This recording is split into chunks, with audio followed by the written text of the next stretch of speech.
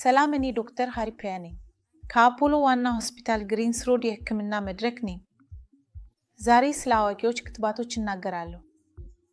የአዋቂዎች ክትባቶች ለምን አስፈላጊ ናቸው? የወደፊት አዋጅ ክትባት ሞትን ይከላከላሉ፣ ወደ ሆስፒታል መግባትን ይቀንሳሉ፣ እንዲሁም የአገሩን የጤና አገልግሎት ወጪ ጫና ይቀንሳሉ።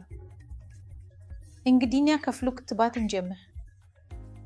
ፍሉ ክትባት ሁላችንም እንደ ወደፊት ሰዎች በየዓመቱ በአውድ ወቅት መውሰድ ያስፈልጋል። ስለዚህ ከኦገስት እስከ ሴፕቴምበር ድረስ የዓመቱን ፍሉ ክትባት ለሁላችንም ማድረግ ትክክለኛ ወቅት ነው። በተለይም አረጋዊዎች፣ የስኳር በሽተኞች፣ አስማ ያላቸው፣ የኮፒን ያላቸው ሰዎች። እነዚህ ሁሉ ሁኔታዎች ፍሉ ክትባት በግዴታ መውሰድ አለባቸው። ከዚያ በኋላ ሌሎች ክትባቶች ምንድን ናቸው?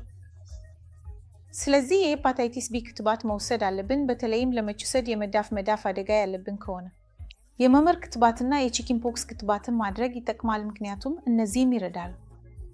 እድሜው ሲጨምርና ቺኪን ፖክስ ሲያጋጥሞ አንደኛ በውጭ አቀማመጥ ሊያሳድር ይችላል። ከዚህም በተጨማሪ ኢሙን ከፍተኛ የሆኑ ሰዎች ላይ ሞት ሊያመጣ ይችላል።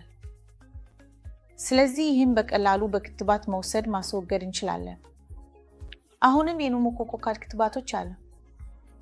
ሁለት አይነት ክትባቶች አሉ። እነዚህም እንደገና አስማ ያላችሁ፣ ኮቪድ ያላችሁ ወይም ኢሙን የተቀናጀ ሁኔታ ካለባችሁ የኑሞኮኮካል ነፍስ ለመከላከል መውሰድ ያስፈልጋል።